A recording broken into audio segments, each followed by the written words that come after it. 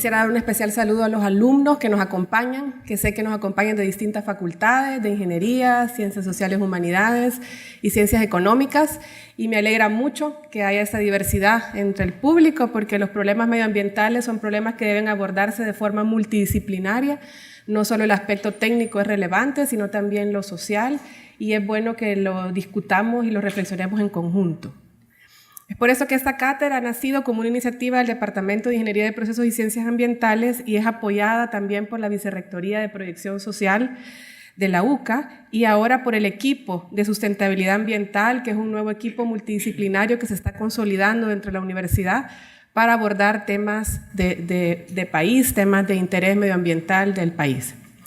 La cátedra pues busca esto, generar un espacio para fortalecer la reflexión de los problemas medioambientales y generar un enfoque técnico y social que ayuden a proponer soluciones. Hemos elegido en esta segunda cátedra el tema del agua, que es un tema fundamental para el mundo entero y para nuestro país en particular. Sabemos que el agua es el elemento que se conoce, el elemento de la vida, ¿verdad? Aunque es de los más abundantes en la tierra, el 70% de la tierra es agua, no está tan disponible en realidad. Y el agua vive una crisis, ¿verdad?, a nivel mundial, y esa situación es también propia de El Salvador, donde sabemos que tenemos una crisis de ordenamiento de los recursos hídricos que genera problemas de calidad y suministro, y hemos visto, ¿verdad?, en las noticias, en la opinión pública, ¿verdad?, esta demanda urgente de la ley del agua, ¿verdad?, como un primer instrumento que ayude a armonizar y a englobar el marco regulatorio en torno al agua, que actualmente es bastante disperso. Y es precisamente en este marco nacional que quisiéramos abordar el tema y hemos por eso invitado a 3 personas, ¿verdad?, que nos acompañen en la mesa de honor y que abordarán el tema desde 3 perspectivas diferentes. Tenemos primero al ingeniero Hernán Romero, coordinador técnico del Fondo del Agua del Ministerio de Medio Ambiente y Recursos Naturales, y él dará a conocer las cifras de país, ¿verdad?, en cuanto a cantidad y calidad de recursos hídricos, y nos ayudará a entender qué tan cerca estamos de lo que se conoce como estrés hídrico, ¿verdad? Entonces, una primera perspectiva más técnica del problema. Luego tenemos al maestro Omar Serrano, ¿verdad?, que hará una comparación entre las legislaciones del agua en otros países de la región latinoamericana, y a partir de ello mostrará cómo surge la propuesta de ley de agua que la UCA está impulsando, ¿verdad?, como institución preocupada por ese tema vital para el país. Y luego el padre Tojeira, que es el director del Instituto de Derechos Humanos de la UCA, nos hablará de por qué es importante el agua, desde la ética y los derechos humanos, y a partir de ahí cómo surge y tiene coherencia la propuesta de ley. Primero he querido poner el concepto, y ustedes ven una cantidad de gotas, que significa, en términos concretos, la gestión integrada. Es decir, es una gestión en la cual instituciones de gobierno, municipalidades, sociedad civil y todos los entes, todas las universidades como entes científicos tendrán que abordar. No es un tema que está aislado, en donde realmente yo provea agua, punto. No, es que realmente lo que estamos proveyendo es vida. Es decir, cuando yo proveo agua para la agricultura, agua para lo que fuere, estoy realmente entregando vida. Y ustedes, como futuras generaciones, son los que realmente van a sufrir la pena de no tener un marco adecuado de ley y una orientación que este país la perdió hace mucho tiempo, que es la orientación de planificar. Yo no puedo manejar un país sin planificación. Imposible. Imposible, que tengo que saber hacia dónde voy a orientar todos mis esfuerzos y cuáles van a ser los elementos fundamentales para impulsar el desarrollo de un país. Antes quiero hablar un poco de los principios. Como ven ustedes, son principios fundamentales.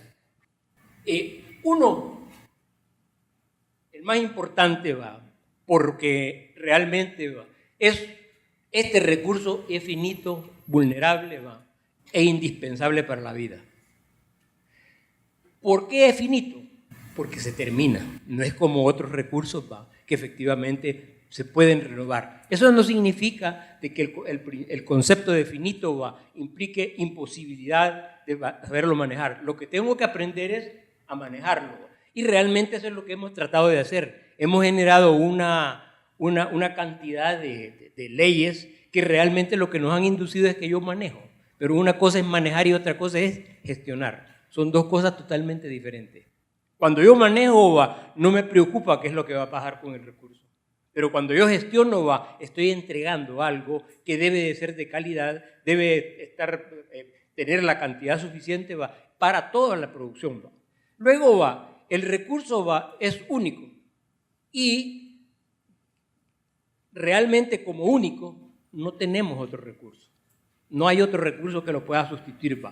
Y luego está el agua, es un recurso de ocurrencia variable, tanto en el espacio como en el tiempo. ¿Qué sucede en este país? Yo platicaba con un experto español y me decía, bueno, el país de ustedes es un país de laboratorio, es de maqueta. Sencillamente, y tenía razón, estamos hablando de 20.000 kilómetros cuadrados, que para un país que tiene 1 millón de kilómetros cuadrados, es posiblemente sea una provincia o sea un barrio de eso. Y entonces me decía, pero es curioso, porque dentro del mismo país yo puedo tener varias condiciones. Y planteaba él la condición de lo que pasaba en Occidente. Occidente tiene una cantidad exagerada de agua. Y allí un día llovieron 375 milímetros en 24 horas. Y en la Unión, que está a 100 y tantos kilómetros de distancia, había caído nada más 5 milímetros de lluvia. Entonces eso implicaba de que tiene esa problemática que se distribuye, la distribución a nivel territorial no es única. Y muchas veces nos confundimos cuando nos dicen, bueno, ¿y cuánto es lo que llueve aquí? Me preguntaba el especialista 1.8 metros. 1.8. Y fíjate que yo manejo, un país grande, como España, manejo con 600 milímetros. Entonces, ¿qué es lo que sucede? ¿Qué pasa? Me decía, no podría, y por eso es que la gente, algunas veces los profesionales extranjeros se confunden cuando uno les habla de estrés hídrico. Porque estrés hídrico significa una crisis. Eso sí, es el significado. Pero teniendo tanta agua, no tiene sentido que yo esté hablando de cómo se llama, de estrés. Luego, el agua transforma en ecuaciones, es un factor de riesgo. Esto último, yo puedo tener la disponibilidad, pero esto lo que me genera es que yo debo de adecuar toda mi infraestructura para proteger a las comunidades. Y yo tengo, que ha sucedido cuando allí en Sonsonate, ustedes ven que se inunda casi permanentemente. En cambio, San Miguel difícilmente se inunda, salvo que lo que está ocurriendo actualmente, y eso se llama variabilidad climática, en donde la cantidad de lluvia anual no está cambiando. Lo que está cambiando es la forma de llover. La forma de llover en el sentido de que ahora tengo 50 milímetros en 30 minutos. Entonces, allí me plantea un problema fundamental de sostenibilidad, un problema fundamental para los ingenieros civiles, que realmente entendamos de que efectivamente las obras que se hagan tienen que responder a algo, tienen que responder a un análisis estadístico. Yo no puedo inventar información sencillamente porque se me ocurre. No tengo que tener una estadística que realmente me corrobore de que lo que estoy diciendo tiene un sustento técnico. Luego el agua se desplaza por toda la superficie dentro del espacio de la cuenca. Hay un elemento fundamental, cuenca hidrográfica. En esa cuenca hidrográfica sucede todo. Hay habitantes, hay producción, hay agua, hay contaminación. Entonces es un lugar único en el cual yo debo, y no conocen, lastimosamente las cuencas no saben, todavía no han aprendido de la división política. ¿Entienden? Una cuenca puede abarcar más de un municipio, pero hay una ley que dice la municipal que indica de que yo soy, como alcalde, tengo que gestionar mis recursos.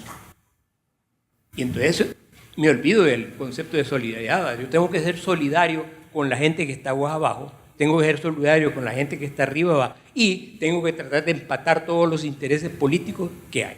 Luego el agua es de usos múltiples. Eso yo creo que todos lo entendemos. de uso múltiple, pero para todos los sectores sociales y económicos. Sin agua no puedo tener producción, sin agua no puedo tener vida, sin agua no puedo abastecer. Hay una cantidad de elementos. Y si regresamos al primer principio, es finito y único. No tengo diversidad de agua para decir de que yo puedo manejar en unas determinadas condiciones. Los cursos de agua están definidos por agua superficial y los acuíferos. Entonces, el acuífero, ¿por qué tenemos una gran presión en los acuíferos? ¿Por qué se imaginan ustedes que tenemos una gran presión en los acuíferos? Y no la tenemos no nos preocupa el río Celguate, por decirle algo, pero sí nos preocupa el acuífero de San Salvador. ¿Por qué se imaginan ustedes que ocurre? Simple y sencillamente porque tengo el agua de mejor calidad. No es lo mismo que yo tenga un agua de buena calidad en mi terreno, a mi disposición, en la que yo puedo perforar un pozo, extraer el agua, a tener que traerla de la Celguate. Lo que se nos olvida es que tarde o temprano vamos a tener que traer agua de la Celguate, porque no es infinita la cantidad de agua que yo tengo. Esa es una piscina, simple y sencillamente, uno la quiere ver como el aspecto elemental, es una piscina que tiene un límite superficial, tiene un límite de volumen, y además, si yo contamino el agua que está en ese acuífero, lo contaminé todo. No es como lo que sucede en el agua superficial. Yo puedo contaminar acá y más adelante la naturaleza se encarga de mejorarlo, y yo tengo una calidad de agua aceptable, más agua abajo. Y por último, ¿qué fue lo que se hizo? ¿Cómo es que se armó este plan? Este plan empezó por una serie de instrumentos. Yo necesito una serie de instrumentos para poder gestionar el agua. Primero, debo de tener un plan nacional de gestión integrada, un plan que me indique cuál es la cantidad, cuál es la calidad, cuál es la demanda que voy a tener en cada una de las áreas, para poder decir que yo estoy manejando, estoy gestionando el agua. Luego, ese plan se transformó en lo que todos conocemos con el Plan Nacional de Gestión Integrada de Recursos Hídricos, PNGIRBA, y es fundamental dos elementos: la Política Nacional de Gestión Integrada, la estrategia y la ley. Entonces, están puestos en el orden que debiera de ser lógico. Primero yo tendría que tener una ley para ordenar el desorden que tenemos. Después de tener la ley tengo que definir cuáles son las apuestas políticas que yo voy a hacer, y por último, cómo las voy a hacer. Esto es planificación, sencillo, así como se ve. Y tiene una serie de ejes transversales. Ustedes los alcanzan a ver en la parte de abajo: coordinación institucional, fortalecimiento institucional, gobernanza local y modelo de gestión, monitoreo de reportes, y luego legislación y normativa de regulación.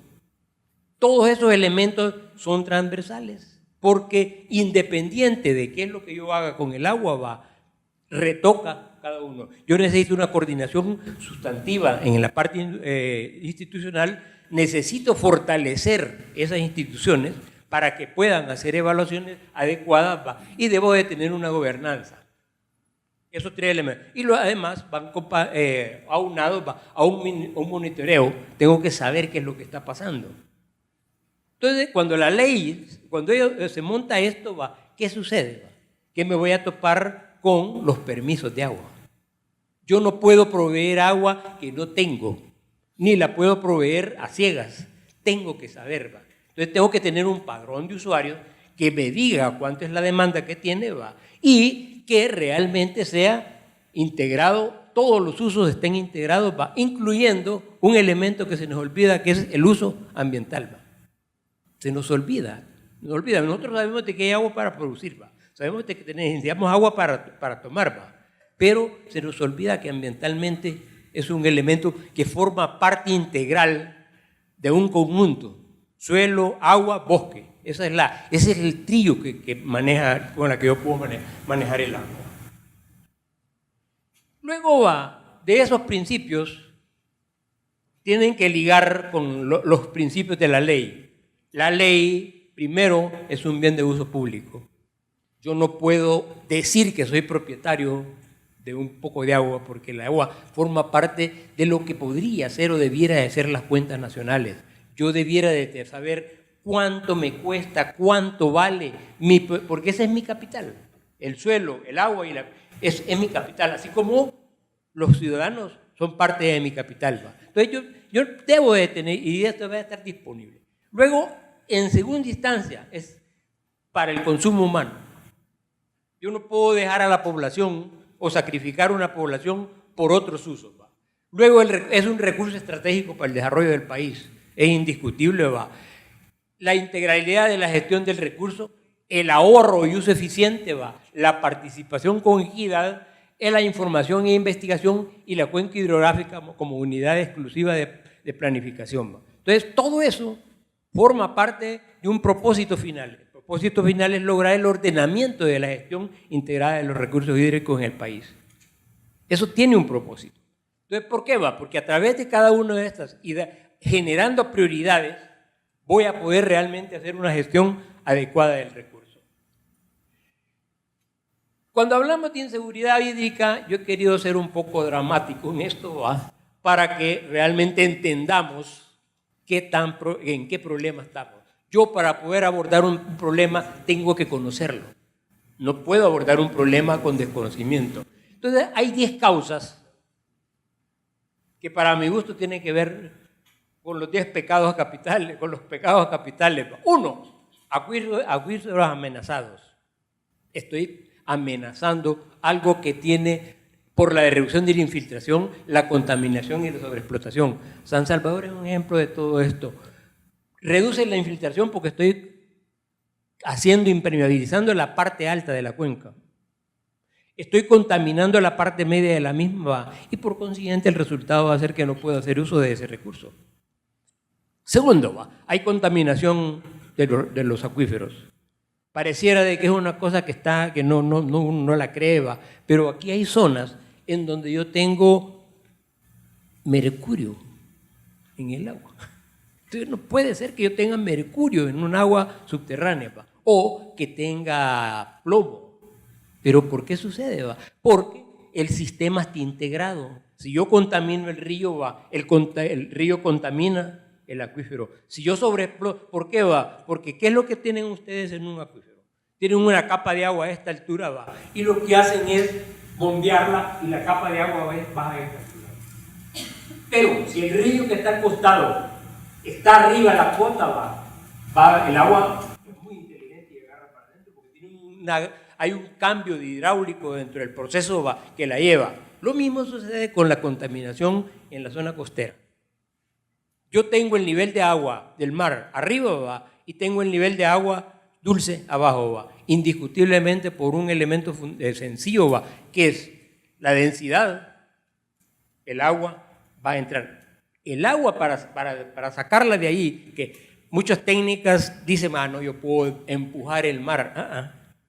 Lo que se contaminó, punto. Y tengo que aprender a manejar eso.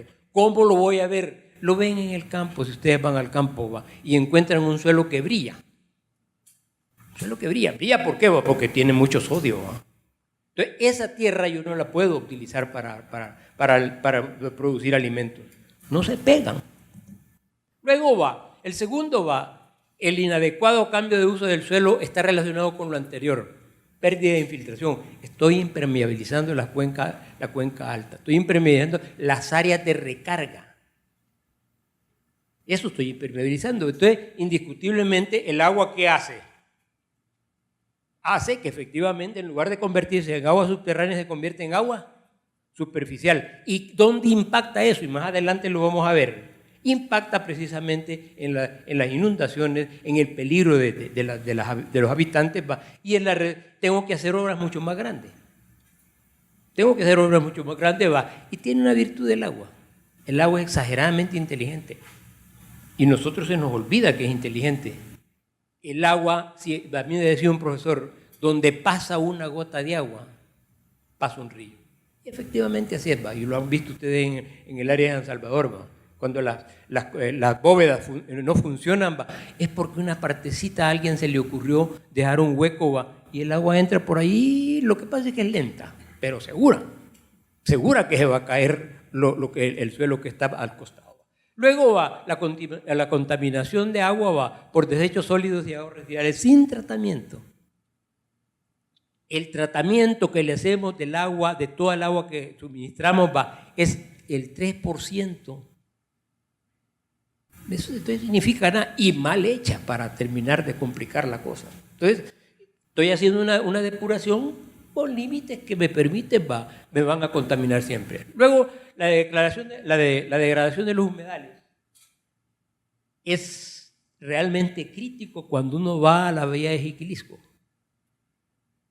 Y lo que se encuentra, en lugar de ver agua, lo que ve es una cantidad exagerada de plástico y de materiales reciclables. ¿Qué pasa con eso? Que realmente aún no, si no decimos, bueno, pues sí, pero la marea se lo va a llevar. Sí se lo lleva, pero no lo regresa. No lo regresa porque se deteriora el material y empieza a afectar a otros recursos. Luego las cuencas transfronterizas. Pareciera que este no es un problema, porque decimos, bueno, hay suficiente agua. Pero, ya lo vamos a ver más adelantito, nosotros dependemos, y oígase bien, dependemos. La oferta que tengo de agua depende de lo que sucede en Guatemala, depende de lo que sucede en Honduras, con las cuencas. El 30% del agua que tengo viene de sus lugares. Y a eso se debe la gran crisis que generó una minera en Guatemala. Porque me va a contaminar el agua. ¿Y qué dice el guatemalteco? Bueno, mire, yo tengo una política que es la política de río soberano. Y no me interesa. Si usted quiere que yo le depure el agua y usted quiere tener de mejor calidad, págueme. Ya le pusieron precio al agua. Págueme. Entonces, ¿qué sucede? Que estoy dependiendo de algo que no es mío, pero que lo tengo dentro de mi presupuesto. Digo yo, tengo tanto. Pero de ese tanto, el 30% viene de otro lado. Luego la variabilidad climática, que es lo que hablábamos. Hay lluvias extremas, en tiempos cortos, inundaciones y sequía. Entonces tengo 300, la variabilidad climática me lleva a que tengo lluvias de 100 milímetros en 30 minutos. En 30 minutos. ¿Qué sucede? Que todo el sistema que tengo, que fue diseñado con otra lógica y fue diseñado con muchas veces sin información, sino que yo digo, bueno, ¿cuánto tiene el tubo que está aguas arriba? 60 pulgadas. Bueno, entonces vamos a ponerle 72 acá abajo. ¿De dónde me salió? Solo yo sé de que estoy haciendo una relación sencillísima y esa relación es la que me genera todas las dificultades que tengo. La adaptación al cambio climático yo creo que es algo que ustedes lo van a sufrir. Yo, que ya estoy bastante viejo, creo que no lo voy a alcanzar. Pero ustedes sí van a sufrir esos dos elementos, la variabilidad climática y la adaptación al cambio climático. Habrán zonas acá en el país que el famoso café va a ir a desaparecer porque incrementa la temperatura y aumenta el nivel del mar. Entonces ya en un país tan pequeño como este, más adelante vamos a ver cuáles son las zonas inundables y nos vamos a dar cuenta de que hay una cantidad exagerada de territorio que es inundable. Luego, la extracción de áridos en lugares es una práctica tan común y a esto hay que agregarle el hecho siguiente. Cuando yo tengo una propiedad al costado uno de los costados del río está escriturada hasta el eje del río. Yo soy propietario de la mitad del río y la persona que está de este lado es propietaria de la otra mitad del río. Eso, en conceptos sencillos, se llama corredor hídrico. Yo tengo que tener y ese corredor tiene que ser nacional, no puede ser propiedad de alguien. Por último, la escasez de la contaminación y quizás lo más importante, hemos hecho una gestión inadecuada del recurso. Por toda la cantidad hay duplicidad de funciones y obsolescencia en las normas. Acá está un mapa, voy a ir pasando algunas de las proyecciones de cuáles son las dificultades. Ese es un mapa de los acuíferos que tenemos en El Salvador. Y estos acuíferos están contaminados específicamente en la zona costera, en el área de San Salvador y en el área grande de San Miguel. Es decir, que tengo bastante territorio y bastante población que está dependiendo de desagüe. Luego aquí tenemos un famoso caso, ¿va? Esto es, lo que ven ustedes nuevo, que está marcado, ¿va? Es lo que se generó, o los permisos que se dieron, la cantidad de área que fue impermeabilizada, ¿va? ¿Y eso en qué redundó? Si ustedes se acuerdan de lo que pasó en la Málaga, ¿va? Subió el río, ¿va? ¿Y qué han tenido que hacer? Han tenido que ampliarlo, ¿va? Y le han generado una serie de estructuras hidráulicas que indiscutiblemente van a funcionar, ¿va? Pero el río no está acostumbrado a eso. El río necesita disipar algo importante, es la velocidad. En la medida en que aumenta si este piso, yo pongo agua, ¿va? ¿Qué va a suceder con el agua cuando pasa? Va a tener una fricción mucho menor, no tiene resistencia. Y si a eso le agrego que lo dejo con poca área, ¿va? Se me complica porque tengo que pasar, y alguien me decía, mira, si es que de acuerdo a la hidráulica, ¿va? El Lempa, ¿va? Puede pasar en una pajilla. Pues. La pajilla es un 0.00 de metros cuadrados y por esa puede entrar el río. ¿Va? Efectivamente sí, va, pero no deja de existir la pajilla, ¿va? Porque se la va a deteriorar por la velocidad. ¿Va? Entonces, este es el crecimiento de 1992 al 2009, ¿va? Y del 2009 al 2012. Entonces, ya hay un problema, ¿va? En las ciudades. Y de aquí tenemos el problema de contaminación. Ejemplo claro es la contaminación, ¿va? Y esa es la fotografía, ¿va? 7% pésima y solamente excelente no existe, ¿va? Y 12% más o menos, ¿no? Eso que es una limitante para el uso, ¿va? Y acá tenemos todavía otro elemento más. Ese lo controlo, ¿va? Este es incontrolable. Lo que sucede con el manejo de los pesticidas a nivel rural, ¿va?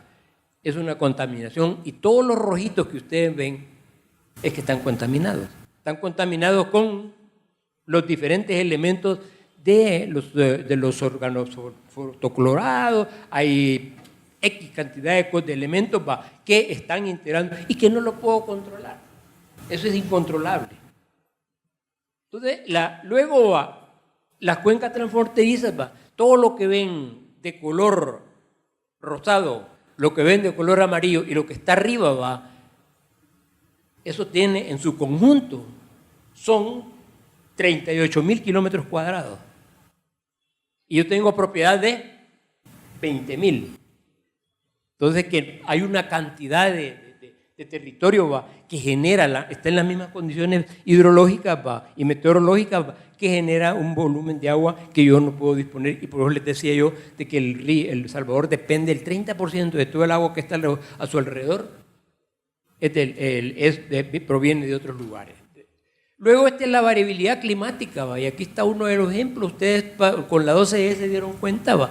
Todo lo que está ahí es cómo varía la cantidad de agua en el occidente, y todo lo que está acá es cómo varió, y en la parte superior, lo más celeste, más claro, ¿va? Es la misma condición en un espacio territorial exageradamente pequeño, ¿va? Y aquí está la parte de la variabilidad y su relación con la vulnerabilidad, ¿va? Todo lo que está en verde y en café son inundables. ¿Y qué sucede? ¿Va? Tengo aproximadamente el 21% del territorio, ¿va? vulnerable, y casi 180.000 personas, ¿va? En riesgo. Y que esas personas indiscutiblemente van a reclamarme porque yo no hago algo, ¿va? Y esta es parte de la inseguridad hídrica. La inseguridad hídrica no viene por la escasez, viene también por la abundancia. Acá está la extracción de áridos, el Jiboa, yo creo que muchos lo conocen, ¿va? El Jiboa es un río, ¿va? Totalmente desequilibrado. ¿Y qué hace el río? Yo le saco toda la arena que está en los materiales pétreos que tiene, ¿va? Que le sirven al río para disminuir su velocidad, ¿va? Y se la saco. Entonces, ¿qué hace el río? ¿Qué hacen en una fórmula sencilla? Como distancia. Distancia es igual a velocidad por tiempo, ¿va? Si va a pasar en el mismo tiempo la cantidad de agua y el río tiene que recuperar porque tiene un límite, ahí el nivel del mar no varía como para decir, bueno, yo lo voy a bajar, lo voy a subir, no, tiene un nivel constante, ¿va? Entonces él necesita desaguar. ¿Qué hace? Alarga la distancia. La alarga. Así de sencillo. Tengo más velocidad, va, y teniendo la misma, la ecuación a la distancia en la que va a sufrir, se va a hacer más larga, va. Entonces, para hacerse más larga, ¿qué hace? Empieza a comerse todos los bordes alrededor, va, y ahí sí ya me meto en problemas, porque como ingeniero, ¿cuál es la posibilidad de evitar una inundación? ¿Cómo se imaginan ustedes que puede evitar una inundación? Con una borda, va. Esa solución es, desde el punto de vista ingeniería, muy pura, pero hidráulicamente no es solución, porque en la medida en que yo le quito la velocidad, va, ¿qué hace el río? Disminuye su velocidad, y cuando disminuye su velocidad, ¿qué pasa? Sedimenta. Entonces va a tener una sedimentación que va a haber necesidad de correr el río desordenadamente. ¿Qué se está haciendo con la gestión integrada de los recursos hídricos? Va? Se plantearon 5 objetivos, va, y 5 metas generales. Y entonces la primera es la oferta, la segunda la demanda, la tercera la calidad, la cuarta el riesgo y la quinta la gobernabilidad. Sin esos elementos el sistema no puede funcionar. Y todo lo que está aquí son las metas propuestas que están planificadas. Y acá es un plan de acción que tiene una serie de acciones puntuales, ¿va? En donde las rojas son las que ya se están haciendo. Las negras son las que no tenemos ni idea de cómo abordarlas, ¿va? Y dentro de eso está impulsar la aprobación de la ley de aguas. ¿Por qué? Ya lo voy a presentar. Y aquí está la otra gestión, va, en cantidad, en calidad y la cultura hídrica. Este país no conoce la cultura hídrica, ni tiene idea de qué es una cultura hídrica. Somos totalmente independientes entre sí, va. Y al final, puse acá, está la famosa distribución. Tengo 20 leyes que gobiernan el agua. Tengo 45 reglamentos que lo gobiernan. Y cada uno de ellos no se habla. Es interesante porque al final estoy trabajando con el mismo recurso, va, pero de diferente. ANDA es propietario del agua subterránea de este país. Punto. Así dice su ley. La CEL es propietaria del río Lempa para generar energía. El MAG es propietario del agua para riego, ¿va? ¿Qué sucede con los principios que pusimos? ¿Va? Estamos hablando del mismo elemento.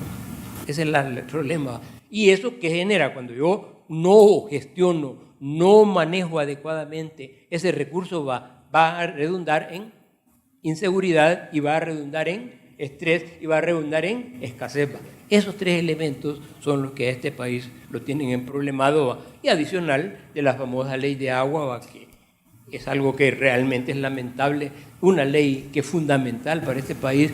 Realmente sobran todos los embates políticos que tiene, en el cual es una ley técnica que sí, yo entiendo que afecta a terceros, pero esos terceros no están acostumbrados. Si yo le digo que a un industrial que hay que pagar el agua, me dice, ¿por qué la tengo que pagar? Yo no tengo 40 años de estar aquí y nunca he pagado.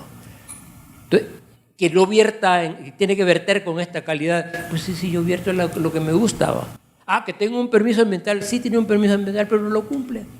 Estoy sacrificado porque no tengo ni los elementos necesarios y adicional hay una irresponsabilidad. Somos especialistas en violentar las leyes.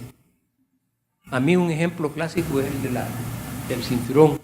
¿Cuándo entendimos que hay que ponerse el cinturón? Exactamente cuando el policía se paró y nos puso una multa.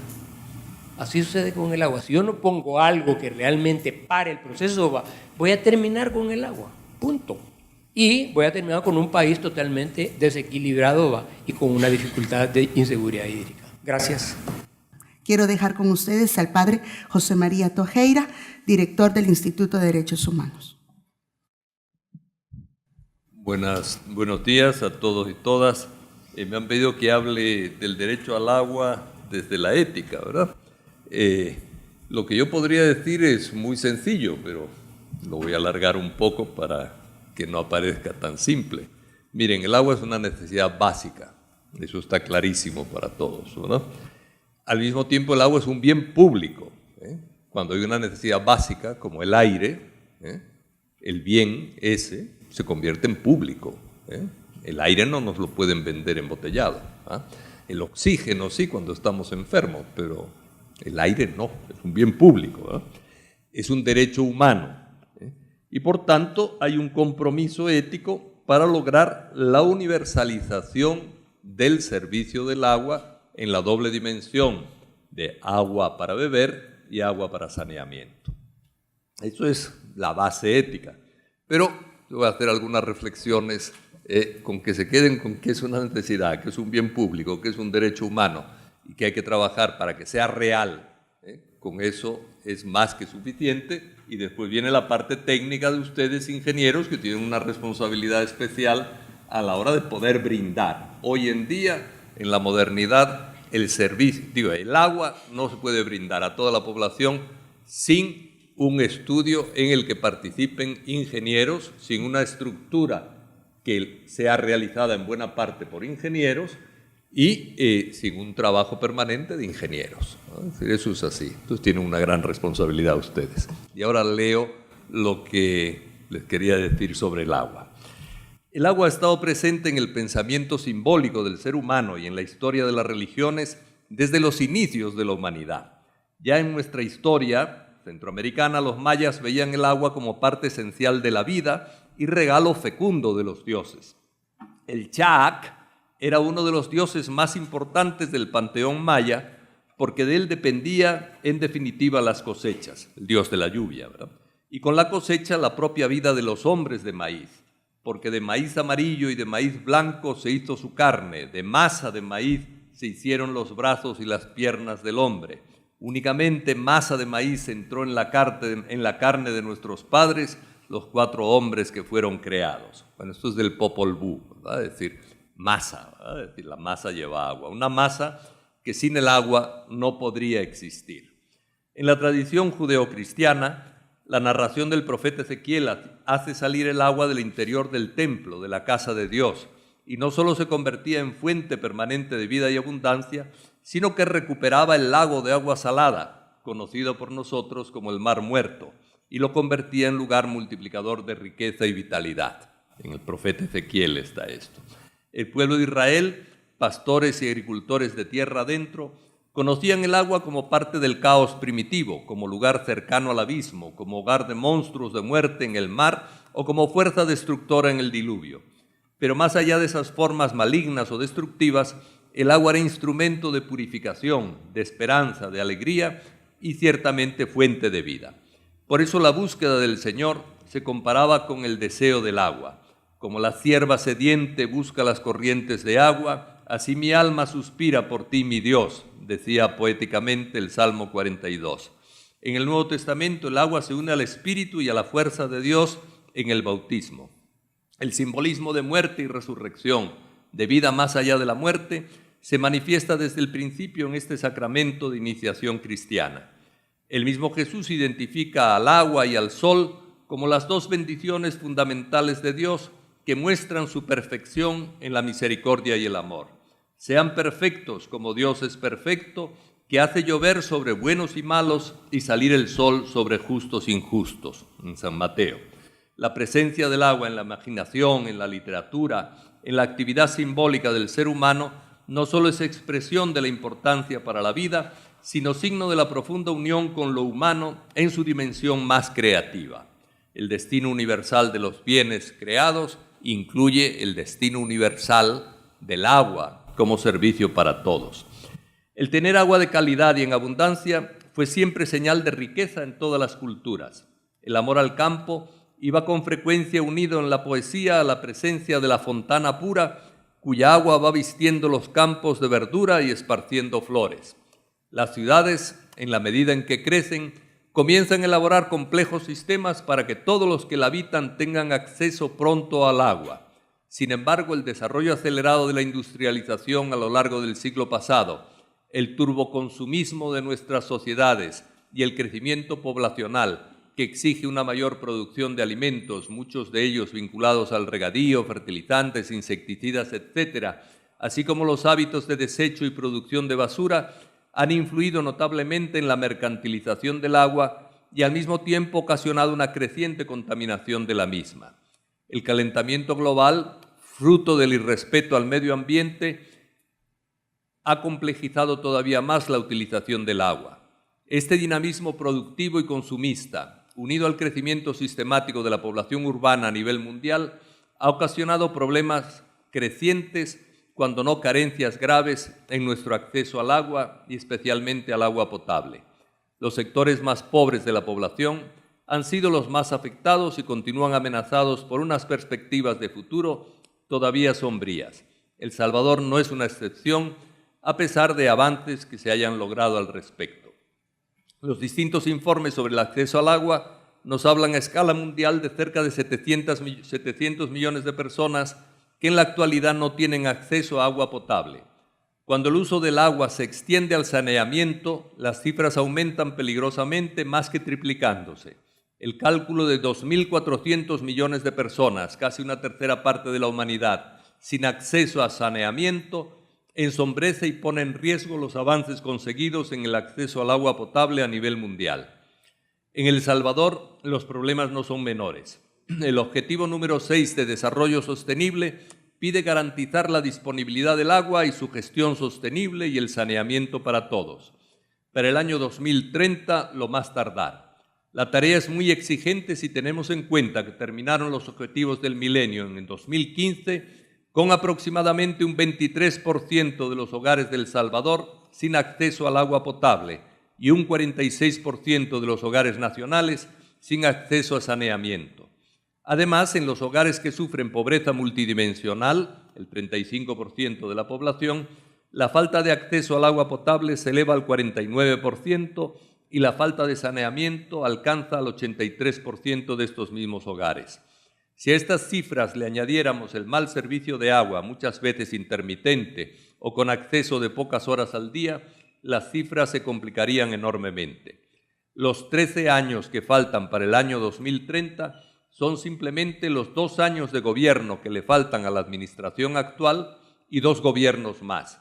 No tener aún un acuerdo acuerpado por la población y por todas las fuerzas políticas que garantice el acceso al agua a través de la ley y, si es posible, a través de la Constitución, deja ver las dificultades en el avance de este derecho básico, establecido para cubrir totalmente en estos 2 servicios a la población para el 2030. ¿verdad? Frente a esta realidad, es urgente reflexionar e iniciar acciones drásticas tanto en el campo legal como en el institucional y el estructural, como diseño de ingeniería para la conservación y distribución del agua, especialmente dedicado al servicio de todos los hogares.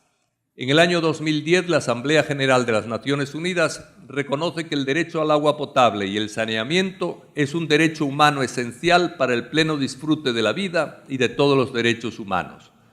Pocos años después, el Papa Francisco publica la primera carta encíclica dedicada en su totalidad a la ecología, insistiendo en el derecho humano al agua y preocupado de que en el futuro no lejano las guerras por el agua sustituyan a las tradicionales guerras por la tierra. El agua, nos dice, es un recurso escaso e indispensable y es un derecho fundamental que condiciona el ejercicio de otros derechos humanos.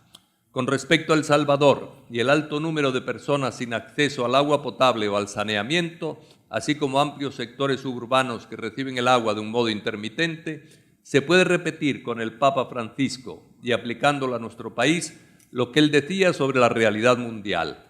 Decía: este mundo tiene una grave deuda social con los pobres que no tienen acceso al agua potable, porque eso es negarles el derecho a la vida radicado en su dignidad inalienable.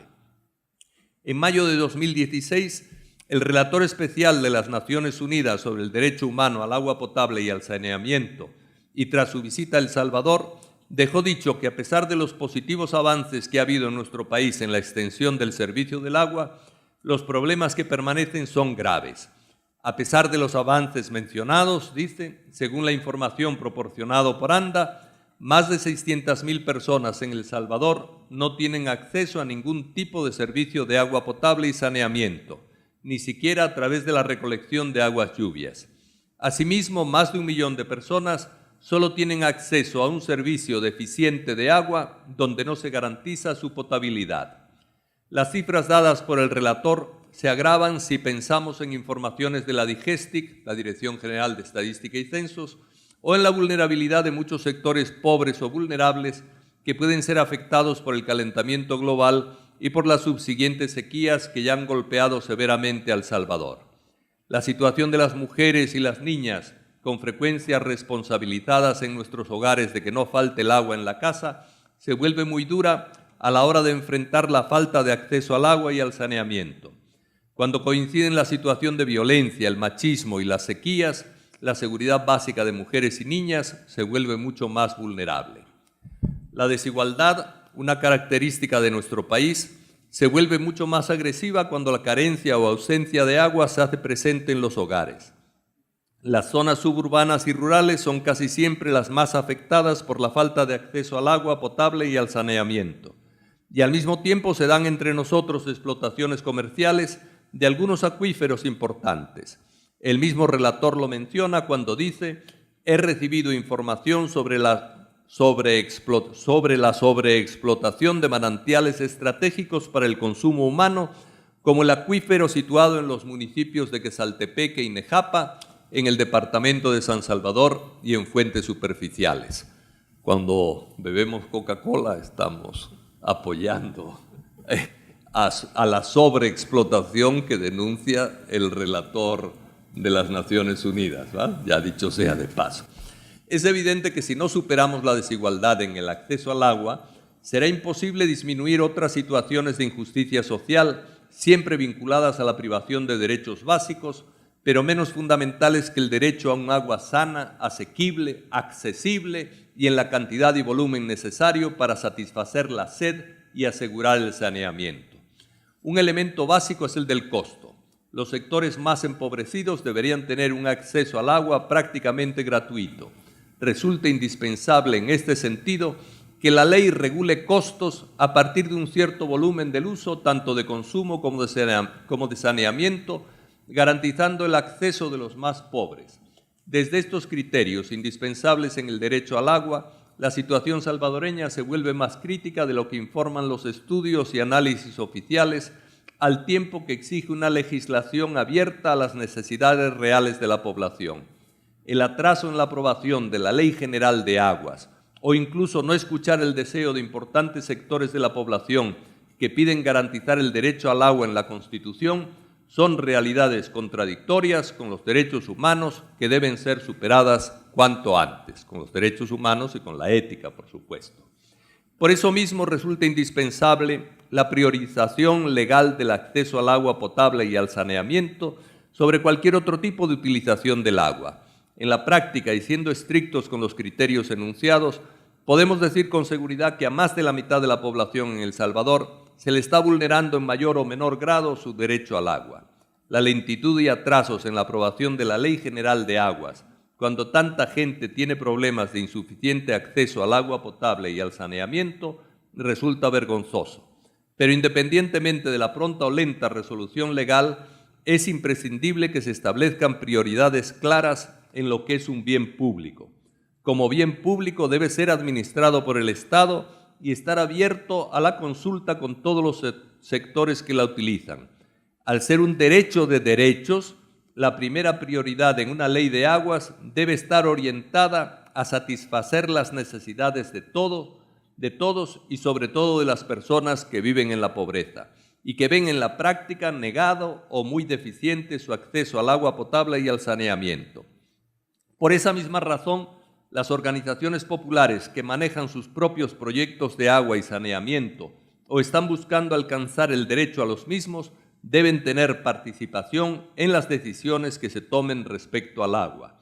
Si la protección ambiental no puede asegurarse solo en base al cálculo financiero de costos y beneficios, y si el ambiente es uno de esos bienes que los mecanismos del mercado no son capaces de defender o de promover adecuadamente, mucho menos podríamos decir que el mercado sea el sector más indicado para dirigir los destinos del agua en El Salvador.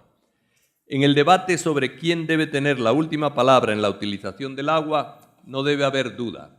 En Eslovenia, un país del tamaño de El Salvador y uno de los que disfrutan de mayor pluviosidad en Europa, mayor pluviosidad que no es mayor que la pluviosidad del Salvador. Aquí, aunque sea en 6 meses concentrado, pero llueve más que en Eslovenia, un poco más, no mucho más, pero un poco más, ¿verdad?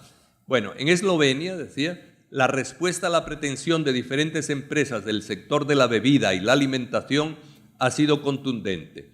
Se introdujo en la Constitución un texto que dice: el agua debe ser un servicio gestionado por el sector público sin ánimo de lucro.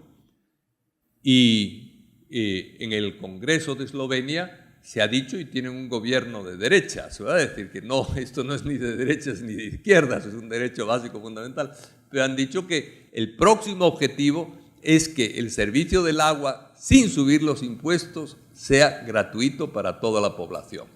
Digo esto de Eslovenia, que tiene el mismo tamaño y una pluviosidad un poco inferior, pero semejante, para decir que se puede hacer, ¿verdad? Tal vez podemos tardar, pero se puede hacer eso, llegar al objetivo de que el agua sea un servicio gratuito para todos. Bueno, el mundo empresarial debe ser ciertamente consultado en términos de eficiencia, así como mantener un diálogo sobre el uso racional del agua en las empresas que lo utilicen como recurso industrial o económico. Pero la primera prioridad en El Salvador es dotar de agua potable a todas las viviendas e incluirlas en planes de saneamiento.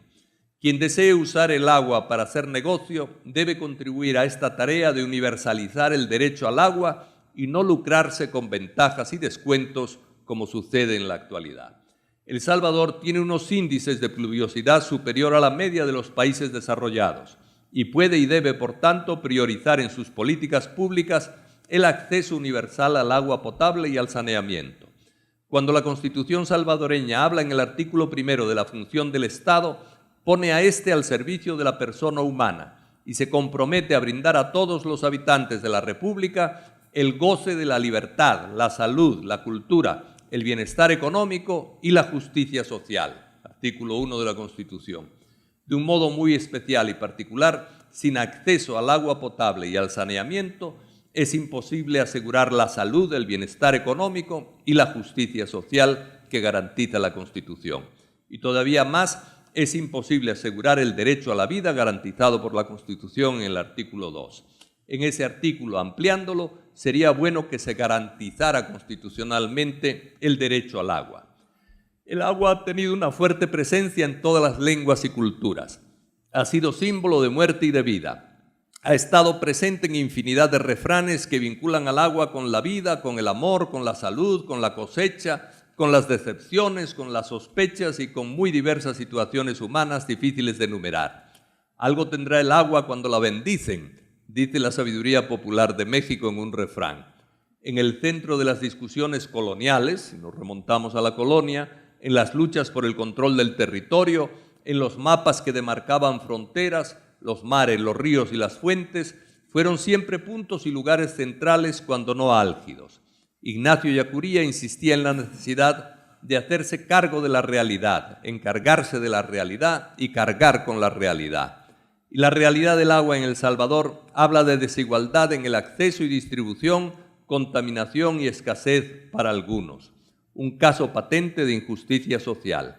Y ante la injusticia legalizada no cabe sino una impaciente exigencia y una incansable lucha. Es también una cita de Ellacuría.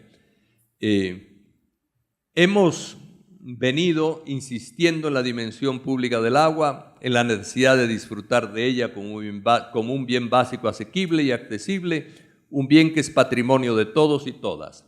Las luchas por el agua de muchas comunidades ha sido ejemplar. Las experiencias de trabajo común y de beneficio comunitario deben estar presentes en el esfuerzo de investigadores, ingenieros y trabajadores sociales que impulsen el cultivo racional y científico del problema del agua y que lo relancen hacia el servicio universalizado en favor de toda la ciudadanía salvadoreña. Presentar las luchas de nuestro pueblo por el agua, junto con la investigación y junto con el trabajo de ustedes, nos ayudará a todos a encontrar los caminos correctos. Ingenieros, responsabilidad es en buena parte de ustedes de que universalicemos el servicio al agua. Muchas gracias. Queremos ya en la última participación del maestro Omar Serrano, vicerrector de Proyección Social, quien hablará sobre la legislación del agua en la región. Voy a intentar ser breve, porque sé que estoy compitiendo contra los jugos gástricos y también contra la misa del Padre Chema ahora. Entonces, quiero compartir 4 puntos brevemente. Primero, el país que tenemos en materia de recursos hídricos. Segundo, la problemática alrededor del agua. Tercero, brevemente, la propuesta que se dice de la UCA, pero en realidad hay más gente detrás de esta propuesta. Y cuarto, ¿qué perspectivas hay? Ese es el punto más breve, no porque haya menos. Primero, el país que tenemos en materia de recursos hídricos. Miren, como en otras dimensiones de la realidad del país, seguridad, o mejor decir, inseguridad, educación, salud, empleo, y por favor grábense esto, estamos en una situación límite y la situación medioambiental no escapa a esta realidad, y si hablamos de recursos hídricos, peor. Y lo digo no con el afán de ser alarmista ni parecer apocalíptico. Lo digo en el sentido que Yacuría decía, situación límite. No podemos ser indiferentes ante una situación como la que está viviendo el país. El Salvador vive una situación límite en este sentido, en todos los aspectos que dije. O hacemos algo o no sé qué va a pasar con nosotros. Por favor, grábense eso. Les voy a dar algunos numeritos que complementan lo que el ingeniero y el padre Chema han dicho. Según la CEPAL, Comisión Económica para América Latina, somos el segundo país más deteriorado ambientalmente del continente y el segundo país más deforestado del continente. Solo después ¿de cuál? De Haití. Y los que hemos tenido la oportunidad de estar en Haití, uno dice cuando está allá, para esto vamos si no hacemos nada. Según el Tribunal Latinoamericano del Agua, somos el único país de la región al borde del estrés hídrico. Ya el ingeniero lo decía con números. El estrés hídrico lo definen cuando un país tiene 1.700 metros cúbicos por habitante al año. En El Salvador, según el estudio más reciente, entiendo que ese estudio, ingeniero, es de julio de este año, tenemos alrededor de 3.000 metros cúbicos por habitante al año. Agua disponible para consumo humano. Todos los países de la región, Belice, Guatemala, Honduras, Nicaragua, tienen arriba de 10.000, unos 12, otros 14 metros cúbicos por habitante al año. Nosotros estamos en peligro de no tener agua suficiente para los habitantes de este país. Según el Informe de Desarrollo Humano para América Latina y el Caribe, somos el tercer país de América Latina más desigual en el acceso al agua. Centroamérica en promedio tiene 38% de cobertura boscosa en el territorio. En El Salvador tenemos el 13% de cobertura boscosa y del bosque original el 3% de nuestro territorio conserva el bosque original. Según el mar, más del 90% de los ríos, así ingeniero, están contaminados, ya lo dijo él, ¿verdad? Ustedes saben, el cambio climático, de tanto que se hable, tiene muchos efectos, pero hay 2 efectos que son más visibles: la disminución de las lluvias y el aumento de la temperatura. Los estudios que se han hecho revelan que en estos 2 vamos mal. En las últimas 6 décadas la temperatura en este país ha aumentado 1.3 grados. Y si seguimos así en las próximas 6, la temperatura en el país va a subir de 2 a 3 grados, ya lo explicaba el ingeniero. La gente que viene por Santa Tecla, no sé si han oído a los adultos mayores, que dicen que antes era de cajón, que todas las mañanas y las tardes había que andar con suéter en Santa Tecla. A levantarse y en la tardecita, vayan hoy a Santa Tecla, los que somos del norte de Chalatenango, había ríos donde nos íbamos a bañar, hoy vamos, no hay ríos. El 70% de las estaciones del mar para medir la pluviosidad revelan que la cantidad de lluvia ha disminuido en los últimos años, aunque sintamos chaparrones. El nivel de lluvia y de los acuíferos, por lo menos el de Nejapa y el de San Salvador, en el estudio de la Procuraduría para la Defensa de Derechos Humanos, revela que han bajado su nivel. El EMPA, que ya habló, fíjense que el río más grande que tenemos no nace aquí, pasa por Honduras. El EMPA tiene 422 kilómetros de extensión. 360 está en El Salvador, el resto está entre Guatemala y Honduras. La cuenca del EMPA ocupa prácticamente la mitad del territorio nacional. Ha sido una bendición que hayamos logrado detener la amenaza de la minería, pero en Honduras hay más de 40 concesiones de exploración minera en la cuenca media baja del río Lempa, y en el lado de Guatemala, ya lo dijo el ingeniero, está la mina Cerro Blanco y están otras concesiones. O sea, no dependemos ni siquiera de nosotros mismos para el agua. Primer punto, el país que tenemos, desde la perspectiva de los recursos hídricos, estamos en una situación límite. Segundo punto, la problemática alrededor del agua. Aparte de la problemática técnica que ya se expuso muy bien, ¿cuál es el problema? Miren, en el 2006, las organizaciones sociales, el Foro del Agua, presentaron la primera propuesta de Ley General del Agua. Fue una construcción colectiva que contemplaba el agua como un derecho humano, se presentó. ¿Qué es lo que se hizo? Se engavetó. En el 2010, ya lo recordaba el padre Chema, la Asamblea General de las Naciones Unidas declaró al agua como un derecho humano, pero además como derecho sine qua non, como condición indispensable para el cumplimiento de otros derechos. Sin agua no hay vida. Y no hemos podido reconocer en nuestra Constitución al agua como un derecho humano todavía. Cuando llegó el gobierno de 2009 se desempolvó la propuesta de ley, el Ministerio de Medio Ambiente y Recursos Naturales hizo la propia en base a esa ley, se comenzó a discutir, se consensuaron entre todas las fuerzas políticas 92 artículos, consensuados todos los partidos. Sin embargo, en el 2013, la Asociación de Regantes de Atocoyo presentó otra ley general de agua, que en realidad fue hecha por gente de FUSADES y presentada por Arena a la Asamblea Legislativa, y desde entonces se estancó la discusión de la Ley General de Agua. Como que no estuviéramos en esta situación, y no pasó. ¿Por qué? ¿Cuál es el meollo? ¿Cuál es el quid del asunto? La institucionalidad. ¿Cuál es el ente rector del agua? ¿O cuál debe ser el ente rector del agua?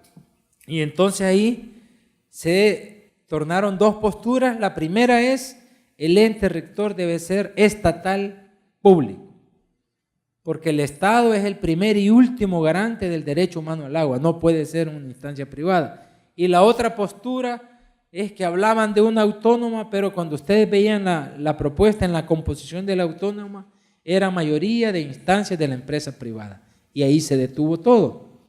De fondo, hay dos concepciones, dos maneras de entender el agua. Como hay dos maneras de entender la educación, dos maneras de entender la información, dos maneras de entender la salud.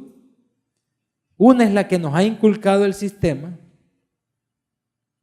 ¿El agua es una mercancía o es un derecho humano?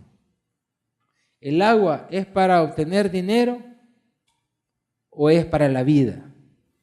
No sé cuánto vale un botecito de esto.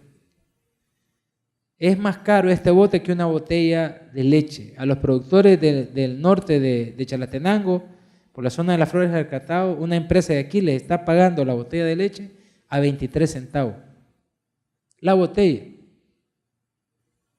Y yo les digo, ¿y por qué la venden? Es que no tenemos dónde vender, 23 centavos. Esto es más caro.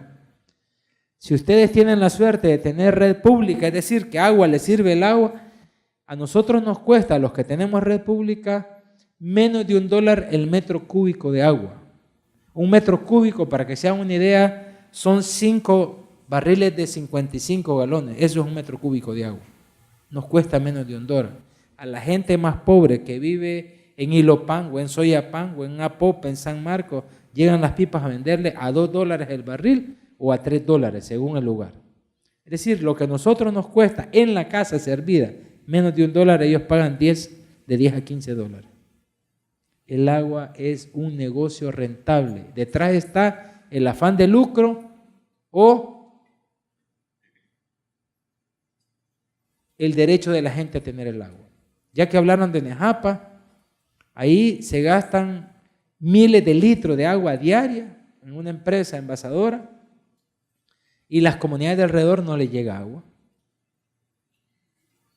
Si reconocemos el derecho humano del agua, ¿qué tendríamos que priorizar? No estamos diciendo que la industria no tenga, por supuesto que necesitamos agua para producir, pero ¿qué es lo primordial?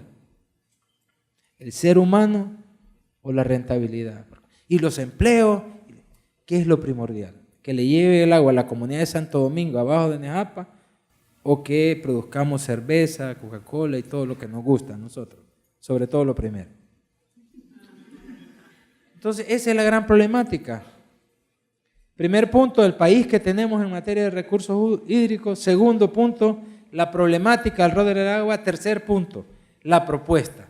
Como ya dije, esta propuesta, aunque la presentaron la UCA con el apoyo del señor arzobispo de San Salvador y la Procuradora para la Defensa de Derechos Humanos, esta propuesta se ha consultado con partidos políticos, con organizaciones sociales, con organizaciones ambientales, con el Ministerio de Medio Ambiente y Recursos Naturales. Como el quid de la cuestión está en la institucionalidad, nosotros nos limitamos a presentar una propuesta de institucionalidad rectora de la ley de agua. Y entonces, ¿cuáles son los supuestos que están detrás de nuestra propuesta? Primero, que se respeten los artículos ya consensuados por todas las fracciones políticas. ¿Saben lo que querían? Borrón y cuenta nueva. Eso, empezar. Si ya se consensuaron 92 artículos, ¿por qué vamos a comenzar otra vez? Segundo, que el agua se reconozca como un derecho humano. Tercero, que el Estado es el último garante de que este derecho se cumpla. Cuarto, el principio de amplia participación en el ente rector. Y quinto, si no fuéramos universidad, hemos hecho la propuesta en base a la evidencia científica, en base a la legislación nacional y en base a la legislación internacional. Próximamente, Dios mediante, el próximo mes va a salir una publicación que es un estudio de legislación comparada en América Latina de la institucionalidad del agua. Se han hecho comparación entre 15 países de América Latina y también se ha metido la famosa EPA de Estados Unidos y la institucionalidad de Francia. En ningún país de los estudiados el agua la maneja una empresa privada. Todas las instancias son públicas, sean autónomas o sean del Estado. Todas. Van a ver con detalle, hay diferencias, ¿verdad? Pero en ningún país de los 15 estudiados de América Latina la institucionalidad del agua se deja en manos de particulares. Eso es una contradicción. Y el artículo 84 y 117, como soy despistado, pensé traerme la Constitución y la dejé, así es que no me lo sé de memoria, pero ahí está garantizado y está escrito que el Estado es el último garante del agua, ¿verdad? ¿Qué es lo que proponemos? Básicamente, nosotros como la dificultad, la piedra en el zapato está en la institucionalidad, nosotros proponemos que el ente rector sea la ANA, Autoridad Nacional del Agua, ¿verdad? Que es estatal, ¿verdad? Que va a tener una junta directiva donde no importa que haya otra, pero la mayoría de instancias representadas y deben ser del Estado, va a tener una junta, una dirección ejecutiva, ¿verdad? Es decir, los que van a implementar los lineamientos estratégicos de la primera, un tribunal sancionador para los casos de violación y un tribunal de apelaciones. Y hay un correlato en el territorio que son los organismos zonales de cuenca. Esta es la parte estatal, pero hay una parte que es de la sociedad civil, que nosotros llamamos Consejo Nacional del Agua. Ahí van a estar representadas organizaciones ambientalistas, organizaciones de mujeres, las mujeres dicen son las que tienen el mayor contacto con el agua, de la academia, de gremiales empresariales también pueden estar representadas ahí. De ese Consejo Nacional del Agua, ahí va a estar la disputa, se van a elegir 2 representantes para la junta directiva. Nosotros proponemos, si podemos ver la siguiente, por favor, a ver si logramos ver, que la ANA va a estar constituida por 4 ministerios que tienen que ver directamente con el agua. Miren, el problema, yo me quedé corto, ingeniero, porque tengo registrado ahí que tenemos 36 cuerpos jurídicos, usted dijo más de 40, que hablan sobre el agua, pero ninguno coordinado. No es el problema que no están. Y tenemos 16 instancias, instituciones de gobierno que tienen que ver con el agua, pero de manera dispersa, no coordinada. Nosotros proponemos que haya el titular del Ministerio de Medio Ambiente, que es el que va a presidir la ANA, del Ministerio de Agricultura y de Ganadería, del Ministerio de Salud, del Ministerio de Obras Públicas, 2 representantes del Consejo Nacional de Agua y un representante de las municipalidades a través de Comure. Lo que queremos garantizar es que la mayoría de representantes sean del Estado para garantizar el carácter público del agua.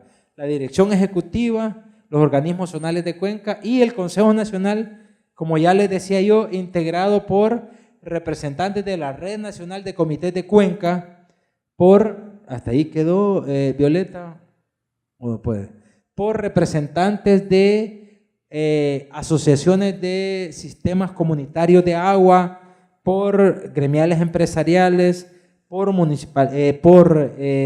organizaciones de mujeres, organizaciones ambientales, por la academia, etcétera, etcétera, etcétera. Y estas 2 van a tener su correlato en los territorios. Va a haber organismos zonales de cuenca que van a estar representados por instancias del Estado en el territorio, y va a haber Consejo Nacional de Aguas zonales, digamos, representantes por los actores que tengan. Esta es la propuesta que presentamos el 21 de julio pasado, junto con el arzobispo y junto con la Procuraduría, pero hemos consensuado, hemos hecho lo que llaman lobby bastante. ¿Qué es lo que ha pasado después? El 5 de septiembre, en la Comisión de Medio Ambiente y Cambio Climático de la Asamblea Legislativa, los 4 partidos de derecha, curiosamente son los 4 partidos que hicieron la propuesta de reforma de pensiones que al final se aprobó, los 4 partidos de derecha acordaron un artículo de creación de la Autoridad Nacional del Agua y va a ser una autónoma. Entonces les voy a dar nuestra postura con respecto a esto. Muchos han saltado, autónoma quiere decir que le van a privatizar. Para nosotros el problema de fondo no es que sea o que no sea autónoma. Puede ser una autónoma. La Dirección Nacional de Medicamentos es una autónoma y creemos que hace un gran servicio al país. ANDA es una autónoma. La CEP es una autónoma. El problema no es que sea autónoma. El problema es que han aprobado una ANA autónoma, pero no han definido los miembros. ¿Quiénes van a estar representados ahí? ¿Nos van a hacer caso? ¿A quiénes? Esta es una propuesta. Nosotros sabemos que no es la mejor, a lo mejor hay otras, o que sea un insumo importante. Pero el asunto primordial es quién está representado en la ANA. Eso es lo que no han decidido los diputados todavía. Porque miren, en la propuesta original de ellos estaba la gremial de ganaderos de la empresa privada, la gremial de agricultoras de la empresa privada, la gremial de, a ver Rodolfo, si me ayudas, de embotelladores, eran 4 gremiales y le daban la presidencia a alguien del Estado, pero era mayoría de la empresa privada. Si hacen eso, estaríamos entregando el agua, que es la vida, a la empresa privada, y eso es una contradicción. Y nosotros estamos, ¿qué perspectiva tenemos? Miren, los relatores de medio ambiente de la ONU, de la OEA, el director ejecutivo de la FAO, congresistas, el procurador para la defensa de los derechos humanos, 90,000 firmas han sido entregadas a la Asamblea y todavía no quieren hacer caso los diputados. Entonces, ¿qué vamos a hacer? Estamos en una situación límite y no lo digo de verdad. Uno ve 200, tenemos un promedio de 30 y pico muertos estos días, diarios. ¿Cómo es posible? ¿Cómo hemos llegado a esto? O hacemos algo, ahorita estamos hablando de esto, pero con el país están celebrando un acuerdo en las pensiones, que es bueno, pero están celebrando que los pensionados, los que faltan, van a tener una pensión de 1/3 del último salario. 1/3 del último salario. El que gana 500, dijeron ayer, va a quedar como 150 de pensión. El que gana 600, como 200. Eso es lo que hay ahorita. Entonces, lo que tenía que decir al principio se lo digo ahorita. Muchísimas gracias por estar aquí. A mí me da esperanza que ustedes estén aquí, sobre todo la juventud, también los que tenemos más juventud acumulada. Pero sobre todo ustedes, o hacemos algo. Mientras, miren, la situación del país es como cuando a alguien le dicen, mira, tenés un tumor, fíjate que te hemos detectado un cáncer. Ah, sí, pero yo no, fíjate que no siento síntomas, yo me muevo. O haces algo ya, o eso te va a tener serias consecuencias. Eso nos estamos diciendo en el país. O hacemos algo, no, pero a mí me llega el agua, fíjate. Yo abro el chorro y me llega y no hay. O hacemos algo o después ese cáncer nos va a ir carcomiendo. Muchas gracias.